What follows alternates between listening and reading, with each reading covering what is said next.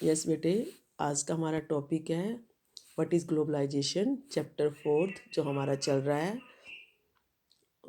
Globalisation and the Indian economy, जिसमें हमने last videos में जो है ग्लोबलाइजेशन से रिलेटेड भी बात की है, फैक्टर्स क्या हैं, और इसी के साथ साथ ही बाकी की भी दूसरे टॉपिक्स जो है हम लोगों ने इस चैप्टर से रिलेटेड किए हैं कि एमएनसीज का क्या रोल है और प्रोडक्शन जो है क्रॉस कंट्रीज़ में कैसे होता है, और उसके साथ साथ जो है फॉरेन ट्रेड और इंटीग्रेशन मार्केट कैसे बनती हैं, फॉरेन ट्रेड कैसे किया जाता है और foreign trade and integration of markets जो कैसे होती हैं, कि बाज़ारों का एकीकरण कैसे होता है। तो आज का टॉपिक है व्हाट इज़ ग्लोबलाइजेशन, जो कि हमारा स्टार्टिंग में ही टॉपिक स्टार्ट हुआ था, चैप्टर का नेम भी यही है।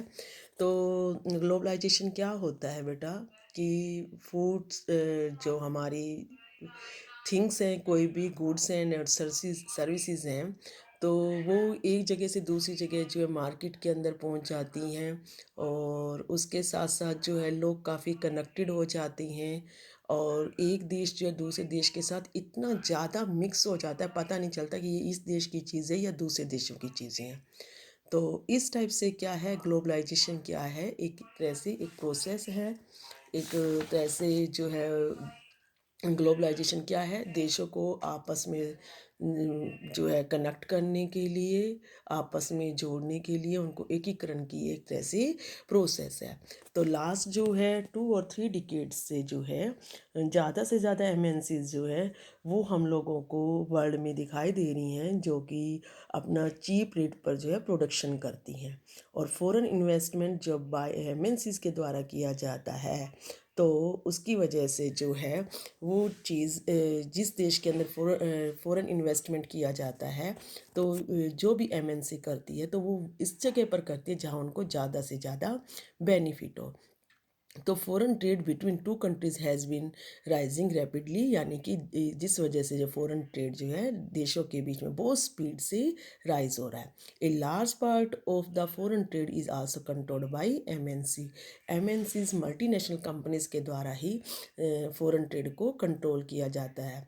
For instance the car manufacturing plant of Ford Motors, अगर यहाँ पर हम एक एग्जांपल देखते हैं दोबारा से ही, वही फोर्ड मोटर वाला जिसने महिंद्रा एंड महिंद्रा के साथ कोलैबोरेशन किया, और फिर यहाँ पर जो है अपनी ज़्यादा से ज़्यादा कारें बनाने लगी, उनका प्रोडक्ट करने लगी। तो जब वो कारें प्रोड्यूस हुई तो वो ना केवल इंडिया के लिए ही खपत को पूरा कर रही थी, बल्कि वर्ल्ड की दूसरी कंट्रीज़ के अंदर भी उनको सेल किया जाता था। और उसके साथ साथ जो इतने सारे इंस्ट्रूमेंट बनते, जो कि कंपोनेंट बनते, जो कि दूसरी कंट्रीज़ के अंदर जो है कोई भी इंस्ट्रूमेंट बनाने के लिए यूज़ किए जाते।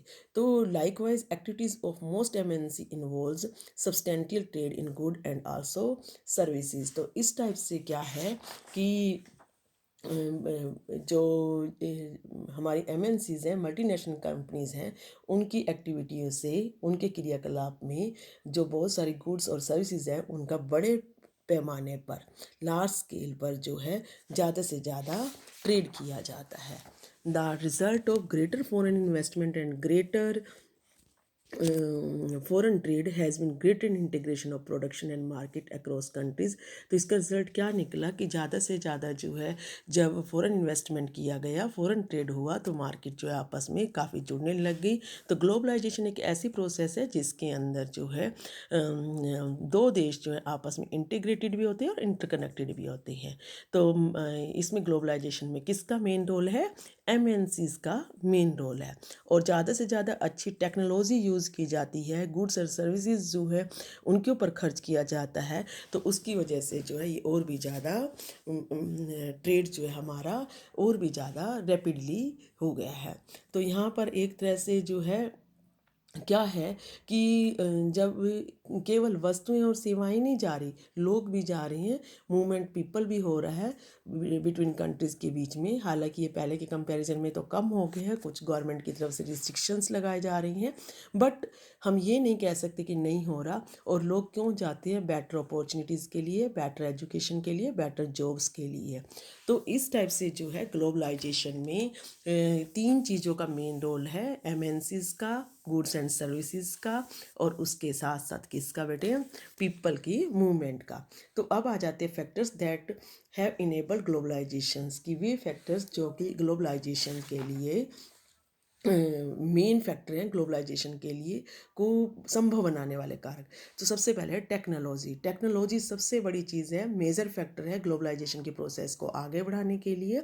50 ईयर्स पहले अगर हम देखें तो ऐसा कुछ नहीं था लेकिन आज के टाइम में टेक्नोलॉजी हर फील्ड के अंदर है।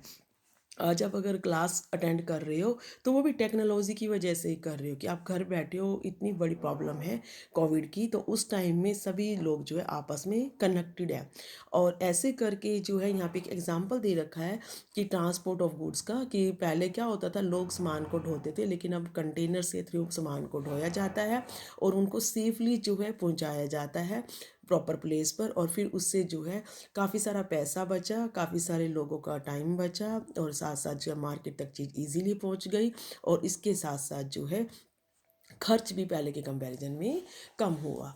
तो क्या कहते हैं कि even more remarkable have been the development information and communication technology, कि इससे में क्या है कि सूचना और प्रौद्योगिकी, इंफॉर्मेशन और कम्युनिकेशन टेक्नोलॉजी का जो है मेन रोल है, इसका डेवलपमेंट बहुत ज़्यादा हो गए है।